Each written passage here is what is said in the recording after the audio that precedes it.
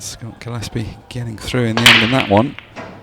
Both of these two players always there or thereabouts.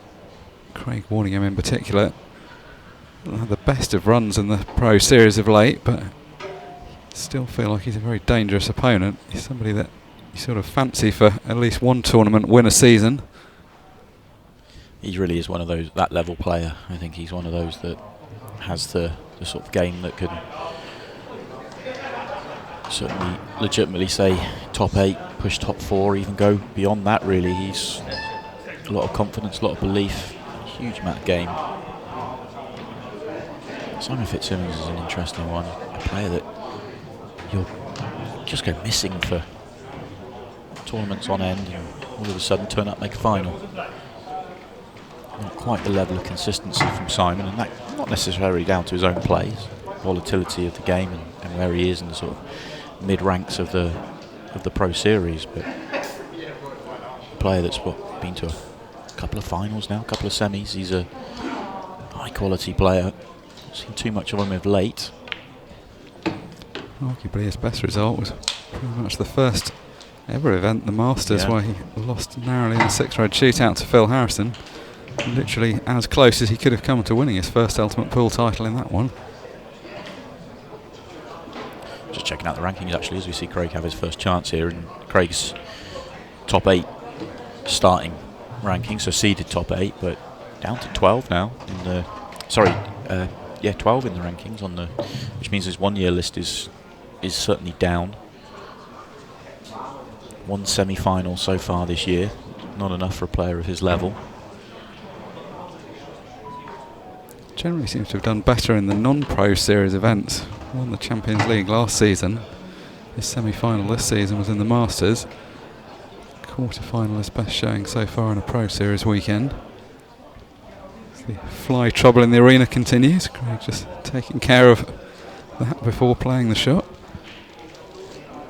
He has a great attitude though. He's one of those, doesn't live and die by the result. You know, he wants to win desperately. You know, he's a real competitor out there, but you know, loses, dusts himself down. You know, doesn't beat himself up. It's just on to the next tournament. You know, it's a great attitude to have. Some players, you know, you need half an hour. Some players need an hour. Some players you probably need to leave and come back again. Whereas, you know, Craig's not one of those. Do you see some players literally leave the venue? I mean, a lot of them travel a long way to come to Blackpool, lose the match, and they're straight back on the motorway. Want no further part in it. Well, we've had players miss qualifiers because of that. When we had qualifying on the Sundays, and they were so disappointed by losing the Pro Series, they didn't want to enter in the qualifier for the next. You're just thinking, well, hang on a minute, what's going on here? But no, Craig's attitude is fantastic. You know, you can talk to him a couple of minutes after losing, and he's upset and annoyed, but he's like, no, I'll get the next one, and just always about the next match, always about the next frame, and it means he has a great attitude out there when he's actually playing. You know, you can throw a few bombs at him, and he just, you know, will respond. Now he fully gets it. You know, that he, you know, does communicate with the leadership team of Ultimate Pool and understands what they're trying to do and wants to be a big part of it, which is great to hear as well. That Challenger run at the end of 2021 is still one of my favourite moments of the whole Ultimate Pool story. Just a crazy result. Maybe it wasn't as tough a field as it's become in subsequent years with the bigger numbers, but there were some good players in that field. To get pro status sewn up on his first weekend, and then just icing on the cake when he won a tournament at the final weekend as well. I don't even think it's Craig's best moment though. I think Craig's best moment, in terms of if we're going to call it out, it's got to be when he called out Gareth Potts in the last man standing. I mean, absolutely no rhyme or reason for doing that whatsoever. I mean, he's unlucky to be drawn out against Mick Hill and dispatches Mick, and then he's like, right, come on then Gaz, let's get it on. And everyone in the room was in shock, and Gaz included, who didn't even have his playing clothes anywhere near him. He had to go and get changed quickly, and there was absolutely no reason or benefit for Craig doing it whatsoever, but absolutely worked out as a moment of genius. He ends up winning the match and doesn't play again till the final, but the fact that he has the kind of the mentality to do that and say, I fancy that, you know, I don't care if other people think it's the wrong thing to do, I'm going to do it. I mean, that's the dream, isn't it? When you're running a series like that, you want characters. We've talked a lot about this. In a way, at the beginning of Ultimate Pool, the players were almost too nice. Everyone was so well behaved. There weren't any particularly aggressive rivalry is going on. But dramatic moments like that are what people tune in to watch. He's been at the top of the game for a very long time. Feels like his game has always been very similar. He's always just been a sublime cueist. Just seems to time the ball beautifully. You always trust him to play a shot. Now it looks like he's going to throw a silly one in. It's one of those players that when he's playing well, you can't really see how he wouldn't win the match. It just seems to, whatever the position is, just clears up from it. This isn't the worst draw, I don't think, for him, just in the sense that Fitzsimmons hasn't been at the business end of many big pro events lately versus some of the players still in the draw who've been in multiple finals. But nonetheless, it's the kind of opponent that can literally beat anybody, so Craig won't be taking this lightly.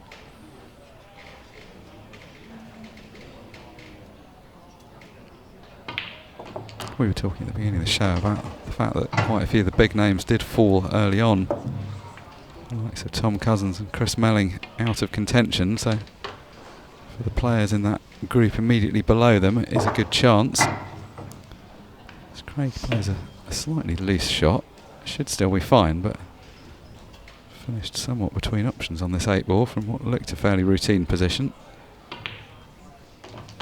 Seen a few players struggle with the middle pockets. Generally the consensus seems to be that you can play the ball in with a bit more pace than on previous tables, but we've seen quite a few shots on this main arena table pushed onto the far jaw. And to the credit of quite a few of the players that have lost early on, who I think, being pool players, might well have sought to use the table as an excuse. Quite a few have actually specifically said, to be fair, it wasn't the table, maybe I wasn't used to it, but that was down to me, not the table. Simon Fitzsimmons gets an opportunity then, and his feedback, although I'm hearing this second hand, but from one of the referees, is proper pool. He said you won't get any complaints from him. This is how the game should be played, which is great feedback. Yeah, that was what Ronan was saying in the interview after he won his match. He was saying he'd played a few shots differently because of the table, played to move balls off the cushion when maybe he'd otherwise have played for them. He turned down a finish, didn't he, in the end, when with 8-ball on the cushion, just to stop, rather run down the clock than have to make a tricky 8-ball. And he may well have done that, as it may have been the right thing to do regardless of the table, but the table certainly had to play a factor there. Yeah, I think in years gone by you would have just played for that because he could have run the clock down by passing a few balls as well. It's a sign of how clever he is, though, because the way he was playing that, it wasn't just running the clock down, but it was forcing his opponent, Sean Story, into needing to lift the 8-ball off the cushion, and then as soon as he did that, the finish was going to be there. Well, that could be a big moment for Simon Fitzsimmons, trying to play a combination there, but worst case scenario is thinking I'm going to get loss of turn and the yellow at the table's dead. But because the yellow stayed over the pocket, there's a plant available, and cleverly Craig Waddingham has played it for the yellow to spit away. Now, hasn't executed it quite as well as he would have liked, but it gives him an opportunity to win this frame. Arguably over-hit the shot, would rather the yellow stayed in the middle of the table than come all the way down, but he's got a clean route here. The fact that it's near another ball is somewhat helpful. It's just a bit guarded by that red. So it's just how he gets onto those 2 balls at the bottom of the table. Another one of his qualities is that he doesn't worry too much about being in perfect position. His position is very accurate, but if he slips out of position, he just gets down and pots the next ball. He's not somebody to be shaking his head. And that's going to be the case here. Yellow's not finished in the easiest spot that he cannoned out of the plant, but he'll just go about his business and play for it. Sort of stumble there. He walked around the table the previous time. There's a cable running under the back of the table. We've seen a few players under the carpet. We've seen a few players slip over that whilst wandering around.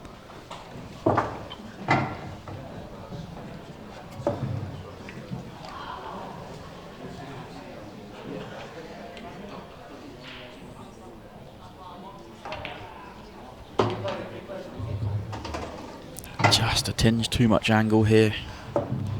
Should be able to kill it. Trace aside maybe. Yeah, that was almost perfect. If he just got any kind of touch on the yellow on the cushion or on the red, it would have held position. Should still just be okay. You see the side there, just widening the angle, making the cue go further right as we look at it, giving him more room to play into, but he's still high on this, and a very, very tough shot coming up. Sort of natural that the cue ball is going to come up the table, but as we've seen repeatedly, this pot is not one you can take for granted now. And what he's very good at is playing those shots pocket weight, which a lot of players, when you've really got to find the heart of the pocket, aren't so confident doing. Wow, this has been good stuff. Less than, or just over 10 minutes played. 3 frames to the good already for Craig Waddingham.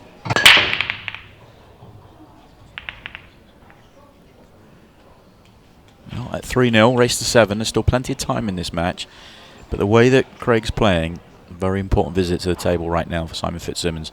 A very, very good chance to make a reverse clearance, and he needs to get going.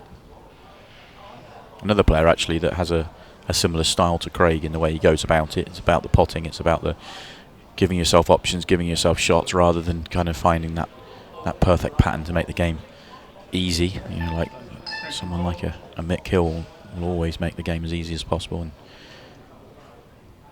very different style. That category of player that when you watch him play, you kind of wonder why he's not winning more. I mean, it's not like he's had a bad result at all. He's generally been hanging around the sort of mid-30s in the rankings, which in this field is a decent achievement. For my money, for Simon, fabulous player, but I believe he doesn't have the balance between an attack and defend as well as others. And I know all the players look like they just go at it at all costs, and I think Simon is one of those, but there are times when, you just reference Ronan, you know, you don't go at it all the time, and if you always chase finishes and you don't get them, every time you don't get them, you're going to lose those frames. And I think Simon maybe is just at times gets a tinge too aggressive. I think for other pros, he ends up being a decent opponent as a result. He's a very good player, so he's not an easy opponent in that sense, but he's one where you feel you're going to get a few chances in a match, which generally you're going to relish at this level, because that's not a guarantee by any means. That's not really the same as saying he's an easy draw, because he's not, but he just plays a more attacking brand of pool that does open things up a bit. I like to talk a lot about percentage play. I mean, what's a good percentage for a top professional now to sort of break clear at? You know, over 50%, probably. If you're going at, say, 60% first visits, then that's pretty high, but most players will tell you they go a lot higher than that, but when actually you break it down, that isn't the case. But that means if you aren't quite on it and you go at 40%, that means your opponent's winning 60% of the times you go for finishes on your first visit. Therefore, you're going to end up in a lot of deep matches, and you're going to lose a lot of matches where you feel like you've played pretty well. And those small percentage differences, if you look at somebody like Tom Cousins, how many matches he wins of a season and how many frames, you think it's going to be an astronomically high percentage, but actually, if you just keep it comfortably above half, you don't have to be in the 70s and 80s. If you're just in the high 50s, 60s, that wins you a lot of tournaments. That's why Ronan McCarthy's such a fabulous player, because I talk about it all the time. He doesn't necessarily get as many first visit chances as other players, but he takes them out at a ridiculously high percentage, but he doesn't go for them at a high percentage. You know, he doesn't just, I've got a chance after the break, I'm going. You know, he'll analyse it. Is this a chance to clear up? Yes, right, I'm going, and he gets it at a very, very high level. If not, right, how do I increase my chances? And that's playing the game a little bit more than playing finishes. And Simon's just ended up in a little bit of a tricky spot here, and he misses. No cue ball with it as well. Cue ball would have been there just about if he makes the pot, but it's a gift here for Craig. It's kind of highlighting what we're saying. Always just chasing that finish a bit. He wasn't in bad shape and actually did get the middle pocket open, but it was always that red that he missed that was going to be the least accessible of the ones on the table. This is an absolute practice position for Craig. Just nothing to be done at all here.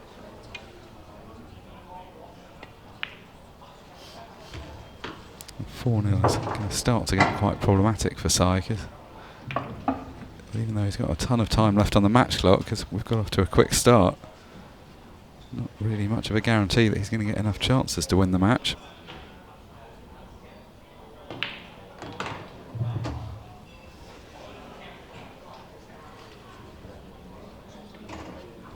Lovely position this as a player when you're already 3-0 up and then your opponent starts missing as well.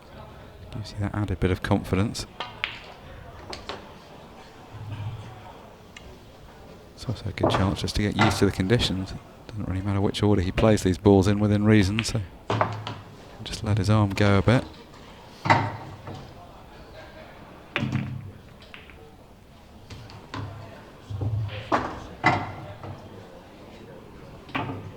So just this 8 ball to open up a 4-0 lead.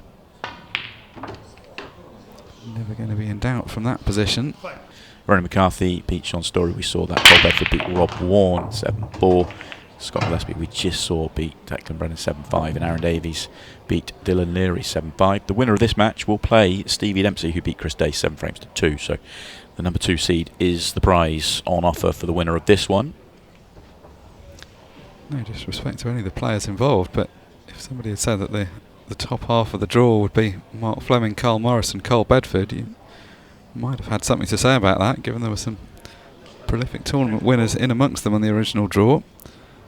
Those are the players that have played the best, though. Mark Fleming beat Tom Cousins, of course, to start off his campaign, so kind of assumed the number 1 seeding as a result of that. Carl Morris has looked in really good form and beat a player that I was mistakenly tipping yesterday, Kyle Cope. So put the jinx on him. This is your fault. And then Cole Bedford has also had a good run, which set up his quarter-final against Ronan McCarthy. That's going to be a stern test for him. And every chance of having a World Champion v World Champion semi-final. We could have a Carl Morris and Ronan McCarthy match. That would be 2 guys with an awful lot of combined experience and trophies between them. Be bringing you all 4 of those quarter-finals after the conclusion of this match and playing directly through to tonight's final. It's always nice once you get to the stage where all the matches are out in the main arena. It allows everybody to follow the storyline in real time. See, early on there's a lot of matches going on, a lot of different tables in play, so the results come in pretty thick and fast at the beginning. Good effort and got the positional side of that right, but that played at that pace, it was never going to be easy. Slightly messy layout for Craig, but the most difficult ball, the yellow tied up next to the red on the left hand side. There are at least a couple of other balls in that area, so he's going to have options.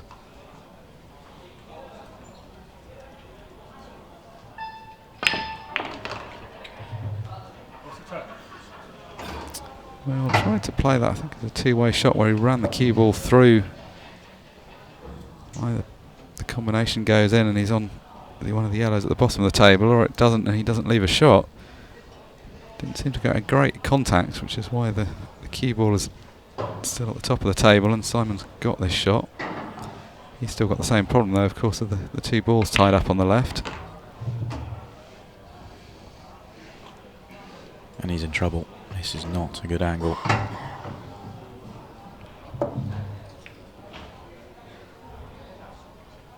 May just have to take his medicine and play for the back double on the red on the cushion. Not ideal because he's going to cannon pretty firmly into that yellow, so he's going to be trusting to luck as to whether he can get the cue ball out.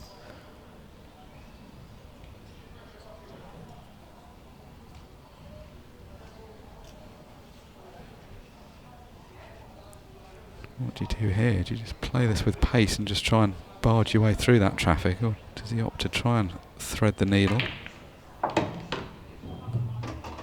Has he been unlucky? I don't think so. Yeah, body language is good. Just has to cue in an 8 ball here.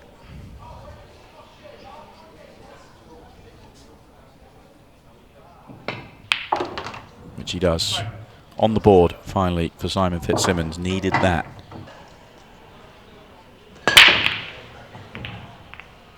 But he doesn't get this chance. It's a good break, that is. And look at this layout. You see Simon sit back in his chair and quickly analyse the table, and I think he's written this frame off.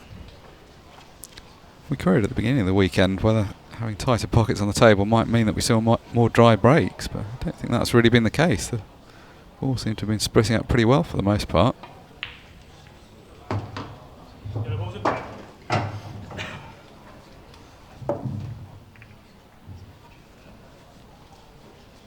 Really open layout here for Craig. So easy just to give him the frame right now, but even in these situations, nice to analyse. When do you go down for the one on the bottom cushion, which is your trickiest ball, even though it's not tricky? It's the kind of position that for a top pro you're mentally chalking it up to them, but actually if you got even a county standard player and gave them this position, it's not 100 out of 100 by any means. As you say, you can mess up getting position on the one at the bottom. Could have struggled to get good shape on this one. He's landed on the side. So the other good one to get out of the way that he's taking now. It's kind of hair straight, but he's just off straight the right way, at least from his perspective. Never like leaving that one on the bottom cushion till last ball, and he could go down for it now, but I think he's going to leave it last. That's not good. If he can screw past the 8 ball, he's got to make sure he avoids the corner pocket, so he's going to really get into this. Which he does, but straight's no good. He has a turn of angle. The reason I didn't like this as last ball is because straight is no good. But he does have a little bit of room, so he's okay. And this is where his precision cueing is useful, because trying to force an angle off this ball could go very wrong. Got to hit that really clean, which he has done. Obviously a frame that, as we said at the start, he was very likely to win, but interesting to see how he went about it, because I think a lot of players would have gone wrong having to play that shot where he screwed past the 8 ball. If you don't get into that enough, you just flick the side of the 8 ball and then suddenly you're way out of position. Or you go in the corner pocket. I mean, he played an excellent couple of shots there at the end. 4 frames behind again. Oh, ball's flirting with a couple of the pockets, but that's a terrible outcome. Ball spread out nicely and come up dry.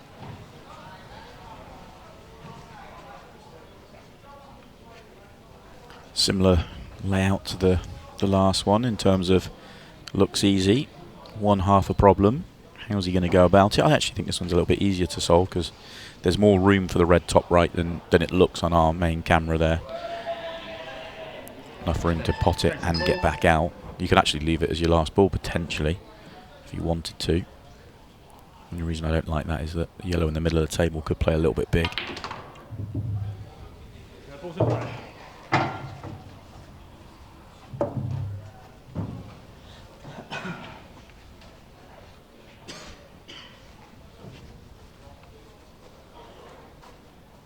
Like a lot of players, he does his thinking at the beginning of the frame. Wants to make sure he's going the right route early on. Really good with those touch shots. He's able to get a lot of spin on the ball without hitting it hard, just by cueing through it and keeping the cue accelerating despite not having too much speed on it.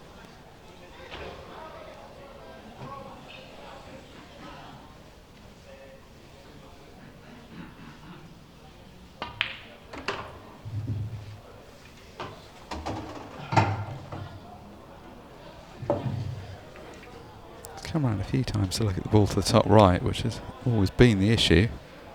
Just looking at what angle he'd want to leave on the one to the top left to have good position.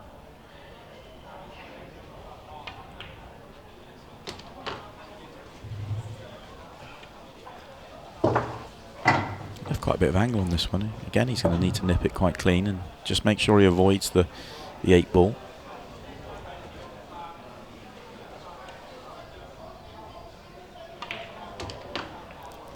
This is where that cue action comes in, because if you hit that ball too hard, the spin takes too late and you end up knocking into the 8 ball first. Just playing at a nice controlled weight that the spin took effect quickly. And now the fact that he's pretty much straight on this means he can pick out his angle for the ball to the top right corner, which, as you suggested at the beginning, has ended up being his last red. Knowledge is key here with the cue ball. Make sure you know that you're missing the yellow and its line. That yellow right in the middle of the table really does play big on this shot in terms of blocking you for the 8 ball. And he controlled that very, very well. You saw him line that up to get the cannon. If he gets it slightly above 4 ball, he snookers himself. That was excellent.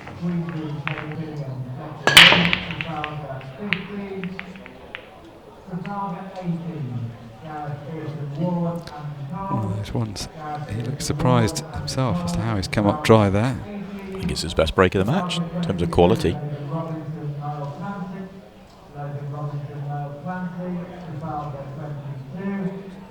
This is what Sai needed though. Going to win all the remaining frames of this match if he's to get through to the quarters.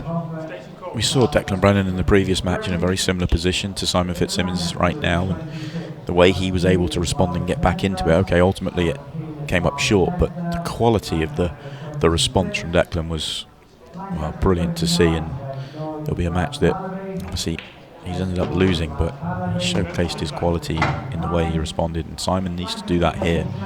He is not going to get back into this match and have a chance unless he plays his absolute best game right now.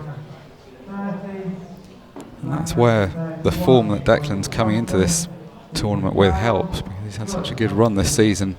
Probably surprised to find himself that far down and still could see a path to winning. The question for Sai is that he hasn't been winning too many matches at this stage of Pro Series events. Will he be expecting to win, or will this seem like a bit of an optimistic punt from the position he's in?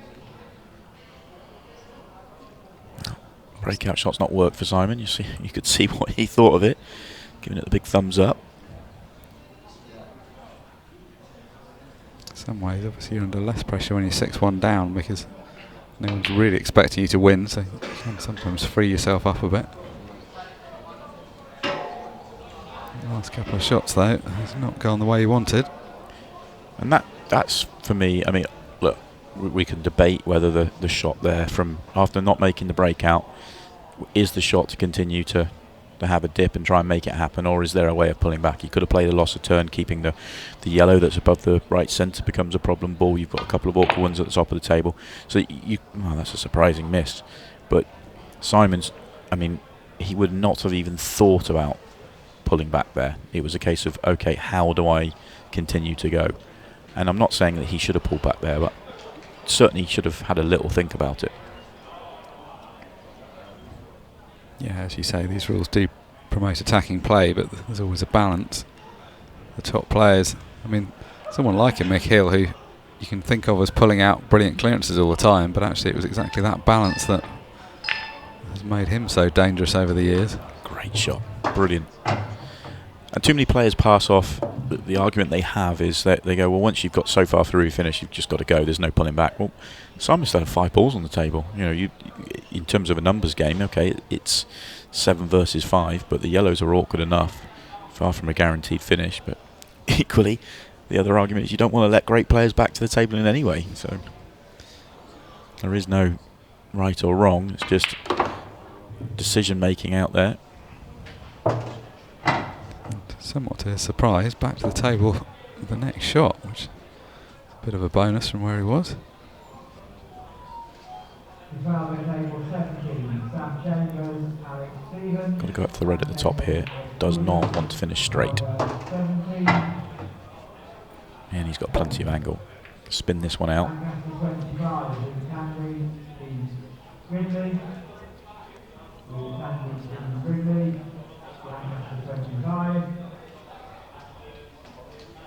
Lancaster 27, Brian Wilson in Eldridge. Brian Wilson in Eldridge. Lancaster 27. Normally very reliable with this shot. Mid-distance shot, which most pros get close to all the time. Just feels like there's more jeopardy on that shot. It's such a, I mean, it shouldn't do, but it does. So 6-2, still 4 frames away from getting the match back on level terms. But he has got 21 minutes. That side of things is okay. Obviously a long way to go at this point.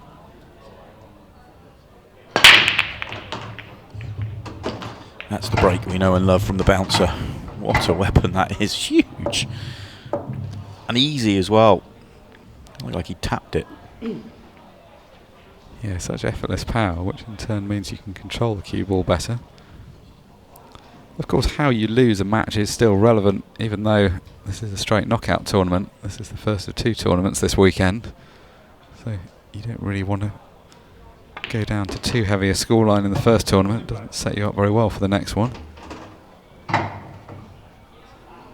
Probably still not quite expecting to win this match, but if he can just play himself back into it, try and nick 1 or 2 more frames and then take stock at that point.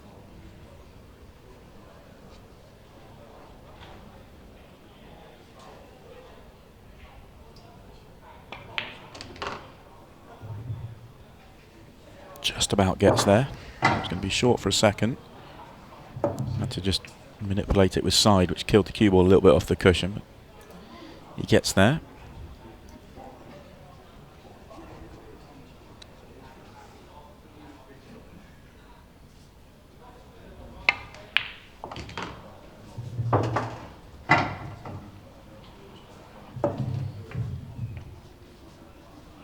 The lower of the 2 yellows pots cleanly to the left centre.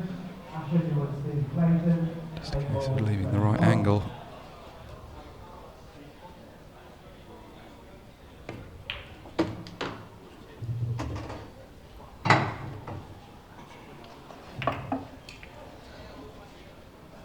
Quite a lot of angle, but in a way better to have too much than too little. Definitely wanted to make sure he had a clean shot at this.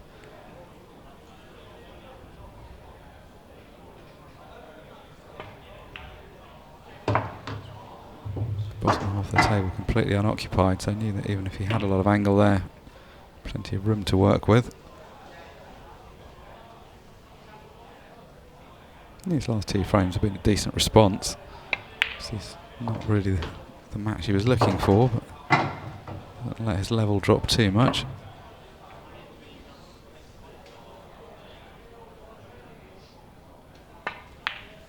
Ooh, wow. Sometimes if you're going to catch the near jaw, they can stay up, but he'll be relieved to see that one down. I would not have been surprised to see that one stay up at all. I'd like to convert one of them. Ideally this one. Monster break again. Absolute monster break.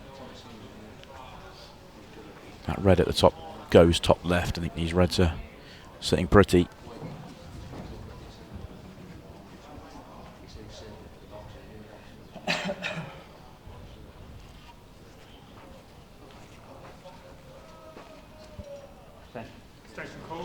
Slightly tricky first shot. Pot you can't take for granted, and tricky cue ball to go with it. Easiest pot's the one to top right, but cue ball's going straight into an area he doesn't want to move.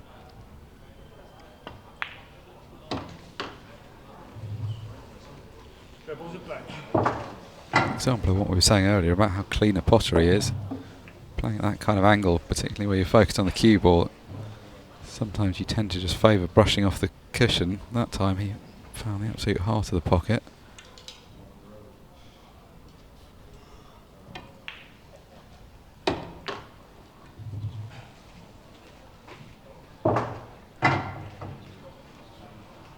Again, the same equation here. He's got an easy pot to the top right, but if he plays that,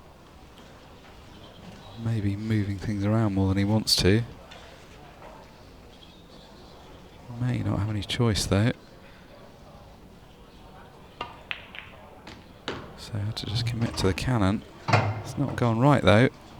Red has gone from a possible position to one that's now not so easy to access. I'm surprised at the decision making he's made out there. If he felt he had to go into that ball, to go into it first shot, whilst you got all the balls on the table, I assumed he was just going to try and keep it clean and work it that way.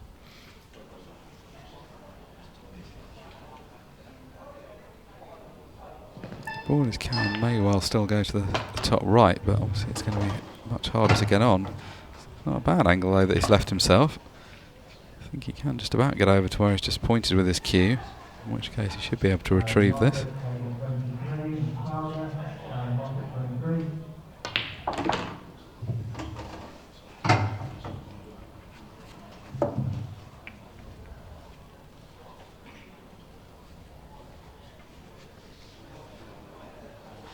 Looking at just running the cue ball through here, just needs to make sure he leaves a clean shot on the ball to the left centre. It's not essential to get too close to it.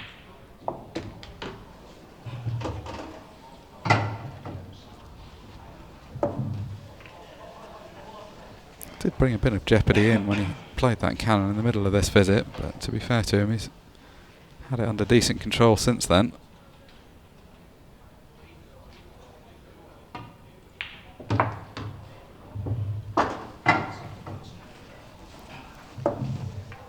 And just this 8 ball to book his place in the quarter-final.